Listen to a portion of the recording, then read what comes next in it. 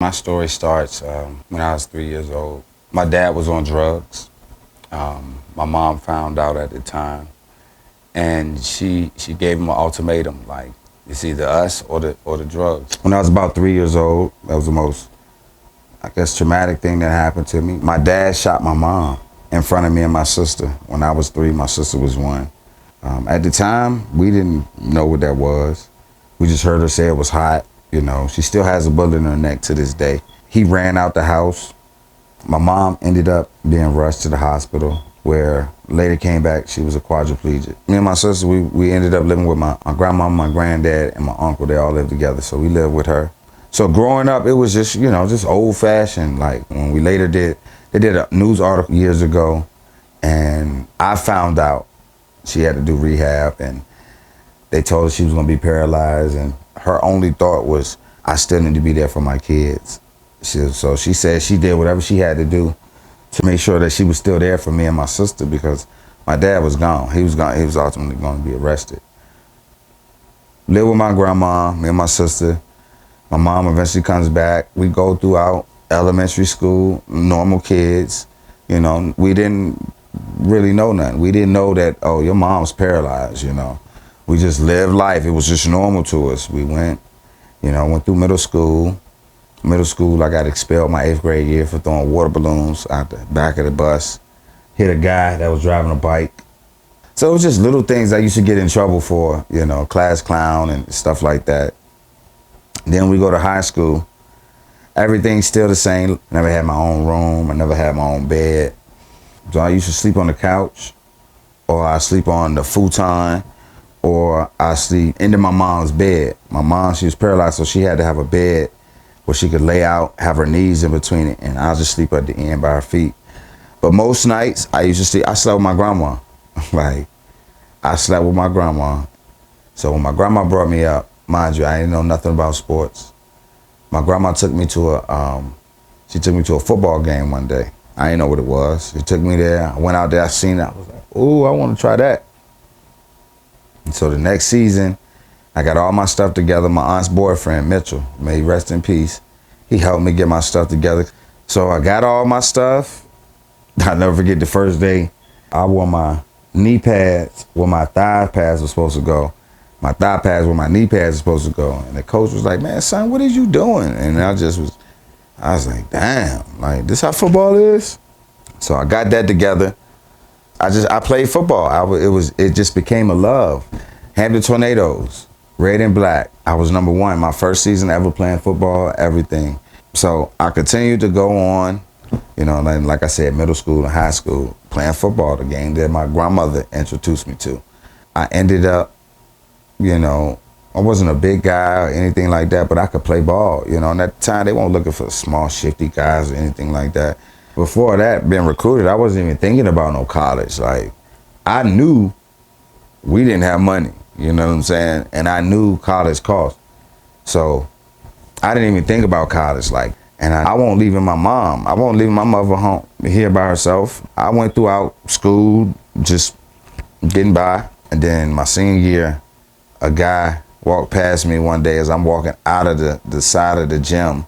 And the guy stopped and was like, Khalil Sharif? And I was like, yeah.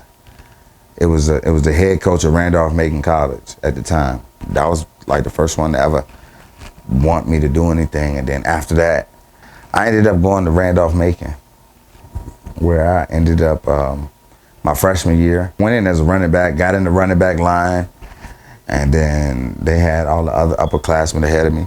But I wanted to play. Like me, I just wanted to touch the field. Like at this point, I put my pride to the side and was like, if I can't play running back, I'll just play anywhere I possibly can. I'll be mad, I'm aggressive, so I'll play corner.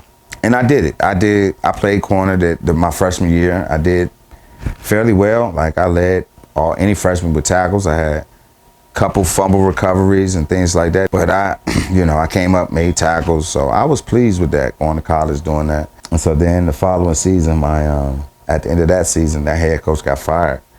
And then Pedro Aruza came in.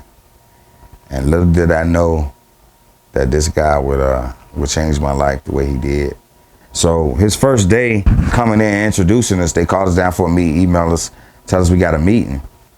We go down there. I'm sitting on the table. He walks in and was like, get down, get your ass down or something. Ended up talking to us. We was just like, dang, this dude, you know what I'm saying? He crazy. One thing about Coach Aruza, PA, I used to call him, was you had to be 15 minutes early to everything. If you showed up on time, you thought you were on time, you were considered late. He checked classes, he checked our classes. You had to be in the front of the classroom, not no sitting in the back of the classroom thinking you were gonna, just get by. And it was just little things like I said, number one was always my number. And then high school, I ended up wearing 311. I wore Allen Iverson's the same jersey that Allen Iverson wore. I wore that number. That was my idol growing up. Still is to this day, Allen Iverson.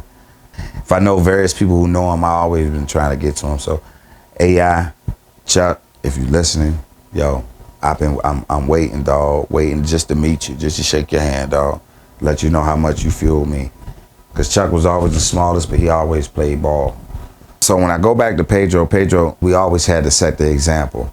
Like as a football player, we had to hold ourselves to a higher standard, which we really didn't understand that then. He said that like every little thing, I knew I was, like one of the go-to players. So he was always on me, like run this play, run that play. Like I would love it because like looking back on it now, I miss it. But at the time, it was like, no, like I used to go from running back, doing the position, the drills, the whatever we were doing, to go over there and play receiver, slot receiver. And I loved that because it showed that I was able to, not only play receiver and play that position, but I'm tough enough, that lets them know I'm tough enough to play running back as well. Because running back, you're going to probably get hit, unless you're just fast enough, never get touched, which that ain't happening in college. So I was blessed enough that I was able to play running back, slot receiver, and corner in college. So after my freshman year, I ended with like a point something GPA. You would have thought I was going to school just to make sure that the grass was growing on the campus. Like I wasn't doing I was just going to class and just playing football. That's all I cared about, playing football. Like I said, nothing else really mattered to me. I was just happy to be there. And so Pedro came in, called me, was like, hey, in order to play, you need to come to summer school. I was like, what? Ain't had no money for it. Found it, came to summer school, and I went to classes, worked out with coach. It was horrible. Because it was like, it was no getting around to work out because he knew I was on campus and he was there, he lived there. So he pushed me, he just pushed me. Senior year came, was all the way down to like the last semester. About to graduate, about to be the first one in my family to graduate. And then I let my anger get the best of me. I hit the teacher. I hit the teacher because the teacher in my mind, the teacher tried to play me. The teacher told me that what you thought I was gonna grade your paper like this because you was an athlete, you was a star athlete. I was like, you know what? I ain't never had nothing handed to me. You know what I'm saying? Like everything I worked for, I worked for. I was pissed, and they graded it 1 point what I needed to graduate. So I seen them, hit them, got kicked out. The next football season, normally I play, so I don't know nothing about the entrances or where the fans go or nothing like that. I never come through that entrance. But that morning, something said Doug White. It just had Mr. White on my mind. I don't know why, my intuition, my gut, but I went to the game and that shit told me middle entrance. Went through the middle entrance and ended up bumping into Mr. White. Mr. White asked me, his daughter and I, we had classes together, and they knew who I was because he followed football. He was a football alumni, so he followed football, so he knew who I was. And so he asked me, he's like, why you didn't graduate? Because he knew I was supposed to have graduated with his daughter in the same class. And I told him, my grade, I didn't pass, and then because of that, I'm out. My mother, she exhausted all student loans, Sally Mae, she won't messing with us, So it was just like, I tried, but you know what I'm saying? I got this close, but honestly, I was content. He told me, come see him at halftime. Come see me at halftime in the game. I was like, all right. Again, I ain't thinking nothing of it. I'm thinking he just thinking, come see me so you can get something to eat at the tailgate. Halftime come, I go see him. He pulled me to the side. Then he asked me about why I ain't graduate. And we talked about it again in more depth. And then he told me, he said, this is what I'm going to do for you. I'm going to help you get to school. I just want to make sure you pay me back by graduate. And I told him, I said, man, because I told him, I don't know how I'm gonna pay you back. And my mother, we don't have no help. So he said, I don't want that from you. I watched you play football for 4 years, and I think you're an exceptional player and person, and I want to help you. And so he paid for me to go back. I needed to get like a C average for like the school. Even when I went back, of course, I ain't had no room and board. I ain't had nothing. So, of course, where am I going to stay at? So my boy, and to this day, my brother, JT, Jason Taylor, he had ended up having a house somewhere off campus or something like that. And he allowed me to stay on the floor, wherever the hell I needed to stay at until I got through that semester and graduated. The beautiful thing about the graduation day when I graduated was Mr. Breon was there to hood me, which is like a father figure in my life. He was there to hood me, put the hood around me. Because the person who does that is the most influential person in your life, and he was that person for me. Anybody that went to Bethel or played against Bethel basketball, they know who Mr. Craig Breon is. I call him Pop still to this day. And then another beautiful thing about the graduation day is when I walked across the stage, Mr. White was on the stage. Mr. White ended up being somebody that was on the board. He was on Randolph-Macon's alumni board. He's a big shot. I ain't even know it. I just saw him as Mr. White, and then I seen him and he was able to hand me my diploma. I got out, started working residential, working with kids who were locked up. So it came natural to me, working with kids that was locked up. Then I went in-home counseling. I did all of that until I ended up moving to El Paso out here. I'm working, playing football, semi-pro. And one day again, my attitude got the best of me. I hit a referee, knocked him out. He was racist, pushing me and all this other stuff while roughing the game that his son was playing in. They ain't like that. One thing led to another, hit him, all out brawl, of course. Of course his son gonna try to come and retaliate. I ended up running, got in the car, drove back to Hampton. Get over there, 2 years go by, and one day I get stopped for my tent. And I knew he was gonna stop me because his car was here, the light turned green, and he just stopped. He just stayed there. That car went, so I eased up too. And then I seen him get over behind me, and I already knew. I was just like, oh my God. Getting me in the car, they tell me I got a warrant for my arrest. They cuffed me. Eventually they came, let me say that they're gonna let me go to court. I went to court, went in there, and it was like a movie. I was just sitting in there. Oh, he got that? I know I'm getting off. He got that. If he got on, get in there to me, and then he was like, I'm gonna teach you a lesson today. And the judge said, I know the guy. He would never have talked like that. My kids came up under him for so many years. I'm gonna teach you a lesson today. And they took me from right there looking at the judge to a holding cell. Gave me 30 days. And then because it was misdemeanor time, I got time and a half. So I had to do 15 days straight locked up. Man, it was the worst time of my life. Like I ain't never, when you hear that door closed, boom, that's real. Ain't no getting around nothing.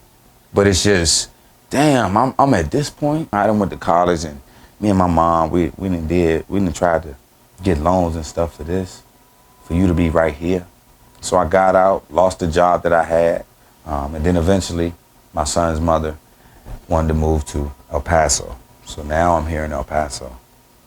Didn't work out after a year, was left homeless, figured it out, had to go back and forth. So now I'm working, playing semi-pro, and got offered to play in Mexico. Played 1 year, played the second year, and then COVID hit. I was stuck in the house, and it was taken away, so I was forced to stay in the house with my boys. And man, it was just every day, just something, like just an adventure with them. But I always talked to my mother every day. So one particular day, my mother called me, and mind you, let me take you back a little bit. I seen a post couple weeks before this conversation with my mother. It was like, do you want to be a coach? It was community involved. Do you want to be a coach? And I sent them a message like, yeah, I want to be a coach. And so a couple days before my mother called me, the guy returned a message like, you want to be a coach? And I was like, yeah, I'll think about it. And so then me and my mother having this conversation, I'm just like, Mom, these boys running around this house getting on my nerves. She was like, you need to get them little rascals in some football or something. And immediately, like, people saying movies like a light bulb went off. Kids, football, little. That might work. Little Rascals. I said, you know what? What you say, Little Rascals? I might just call them the Little Rascals. And from there, I messaged a good friend of mine, Rhoda Warden. I messaged her like, hey, I'm trying to start this team. Can you draw me up a logo? She was like, sure. I told her, make it look like the dog from the movie The Little Rascals, but make him look muscular and like he mean, like he playing football. Don't make him look like just a regular dog or nothing like that. She was like, all right. And so then she sent it to me. It was the dog that you see now. It was that dog, but it was just in black and it was just in like a tan color. Named Gasson, shout out Gasson. So I hit Gasson up, I said, yo, can you add some color to this dog? So he added the red handkerchief, he added the pink in the ear, and he added the football to it. So I was like, cool. So now I was like, all right, I need to add some words to it. So I sent it over to my girl, and she put the letters on it. So now I have the logo. I picked the colors red and black because I wanted my son's first team to be similar to mine. The league made shirts, so they printed my logo once I gave it to them. So they did the shirts. So that's how we got our first shirts, is they printed them. And so once I had everything, I put a post up, hey, interested in playing? And I knew I would start with my semi-pro buddies, like their kids, but I wanted to see if it was anybody else out there. Nobody else bit. I started with 9 kids. Mine, Gasson's son, Gasson's cousin, Coach Zoe, his 2 twins, 5 kids. Fabian, one that I still have right now to this day. Joe, he's been with me since I first started. Lane, and that was my team. And so had our first practice. I had ladders out there that day. We was doing drills and stuff, and then, so it was just, everybody was just trying to figure it out. And so we finished that. So then we go into our scrimmages, like right before the game, a couple days before the game or something like that. And I got to see how we did, and it was just, we didn't do too well. So then we started the games, and I remember our first game, we looked horrible. We didn't know what to do. We didn't know where to go. But I seen potential, and like, okay, if we just stick with it, we could be good. Cause like I said, I had a kid that started with me, Joe. He was the bright spot that we had. And Joe and Lane, I used to the other ones were just running around. So I just made sure Joe and Lane were we figured out a way to get them the ball. I love offense because I've always been an offensive-minded person. I love looking at a defense and, okay, this is what they're running, then this is what we need to do. I love that challenge. So I love doing that. We made plays here and there, but it was just a little victories that we loved at the time. We took at the time. Like, nobody jumped off sides. Everybody lined up right. Everybody moved when the ball moved. Or when somebody pulled the flag, we were so happy. When we made a stop, like if we actually stopped them on a 4th down, they didn't just score every time they touched the ball. It was something that we took pride in, little things like that. That was our victories for our kids because they still had fun. We weren't winning. We had scrimmages. We lost every scrimmage. We lost every game, every scrimmage. Anything you could think of, we lost. And so that season ended. We didn't win a game, but the kids had so much fun. We had our banquet. We had our banquet at Chuck E. Cheese, and that was amazing. Like I enjoyed that feeling. And then it was just like the competitor in me said, nah, you can't go out like that. So we took like 2 weeks off to put post up to recruit. So my second season, we got a bunch of kids. We got a lot more kids. So we're practicing, and I'm just like, okay, I got a better concept of the game. I, as a coach, have a better concept of the game, of how flag is being played for the little kids. Not just football, but just flag in general. And I think sometimes as athletes or coaches, people don't want to take a step back. They think they know it all. No, I didn't know it all, and it showed it that first season. So 30 times different than we did the first season. And so I said, oh man, I think we got something special here. And so we kept practicing. First game come. Bella takes the handoff and scores on the very first play of the game. I kind of knew then, this team is special. This team, okay, we could do something. And that team went 8-0, undefeated, and we won a championship. And I couldn't believe it. I was so happy that we lost every game the season before. The next season, we won every game. So after winning the championship the next season, we lost the first game. But the game must go on. So we went through that season, and then we ended up seeing that same team in the championship. And we ended up beating them in overtime. and winning the championship. Once that season was over, a lot of parents of the current players started asking, wait, what about my son playing in older age group? I'm like, the league offers an older age group, but me personally, I don't have one. So I hit up one of the parents that I used to coach that kid at tackle, little Angel.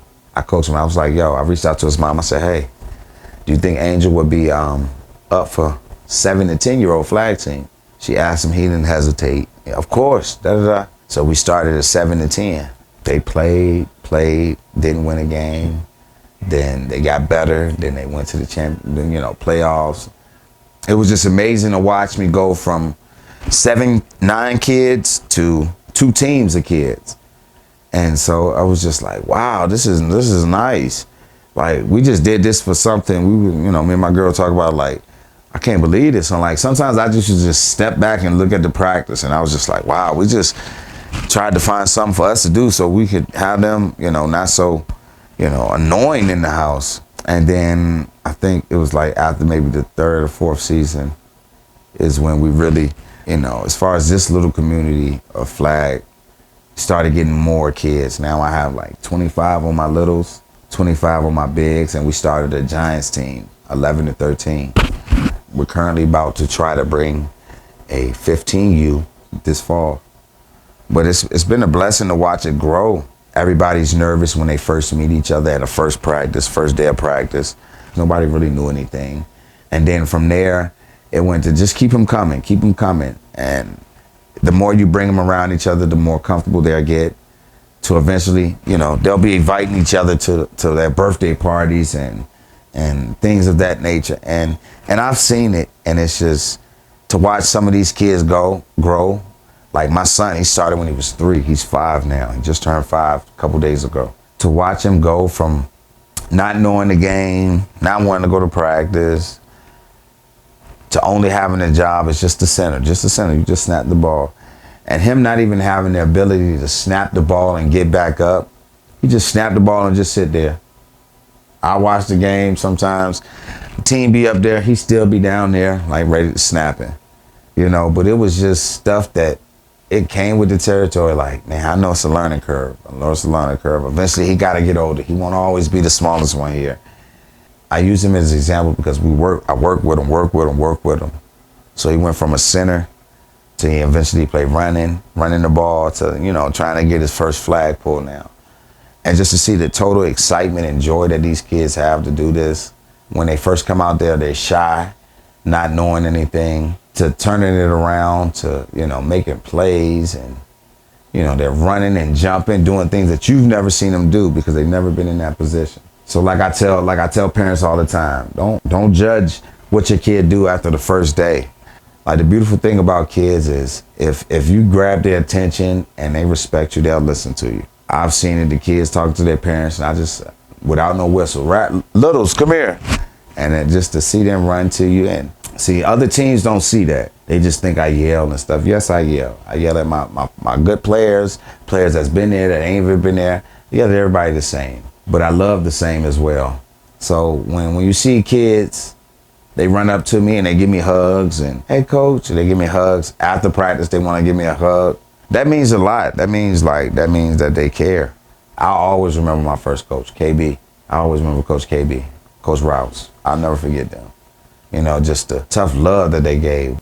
So before I moved to El Paso, my father, whom I spoke about at the beginning, he was released from prison. I ain't never think I would ever see him a day in my life. He was released from prison after 26 years. I remember the day he got out, and there's actually a picture of the day me and him, I first physically saw him. I had so much anger harbored in me that I thought I was gonna be mad, but as soon as he walked through the door, like all the anger and everything that I had in me, it was gone. I didn't harbor no hate because my mom, my aunts, they never had anything bad to say about him. They always said, I'm not gonna let this one incident define who he was, because he was an amazing man. So the times when I had doubt and I was pissed, my mom would tell me, why you mad when I gotta live like this?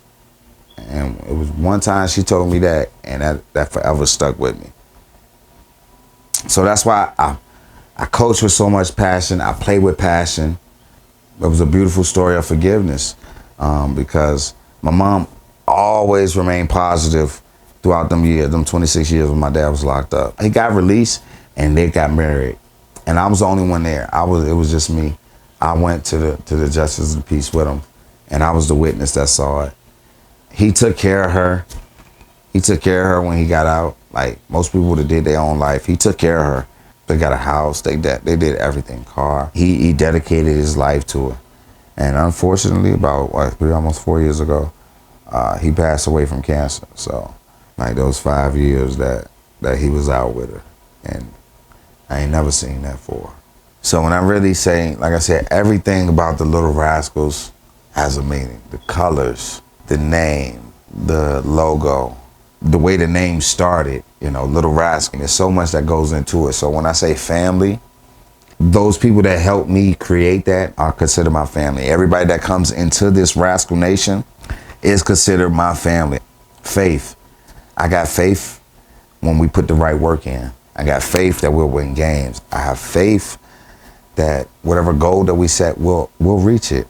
I have faith that the program will grow to a point where we have sponsors. I have that faith. When nobody else believes it, when I had 9 kids, I have faith that it'll grow like any other program, if not better. My upbringing, I don't know any quitters in my family. And football, it speaks itself. Everything that I've known, the people that I've encountered in El Paso have been because of football. Most of the people, if you ask them about me in Virginia, what's the adjective, or not even the adjective, something that describes me, it will be football. Football is embedded in me in every morsel of my body. Like, I love football. Anybody knows me. I love football on any level. I'm passionate about it. So Rascal Nation comes from a man just wanting to have something for these kids to have, stay off these streets. Idle mind is a devil's playground, is what my mom always told me. So when we chant, who got my back? My kids really mean it. I got your back. For the simple fact, they know coach can't go out there and play, but coach can coach against the other coach. So they got my back, and I explain this to them when we say this. We don't just say stuff because it sounds good. Everything we do has a meaning. When I say family on 3, family on me, they know what that means, and they scream it loud and proud. And like I said, I love it. So when you see that family, faith, football, understand it has a meaning to it. People say cliche, it really has a meaning. This organization has a meaning bigger than myself, but it's more so to keep these kids active, motivated, off the streets, and out the news. So if you want to be part of that program or something like that, if it's for you, come to Rascal Nation.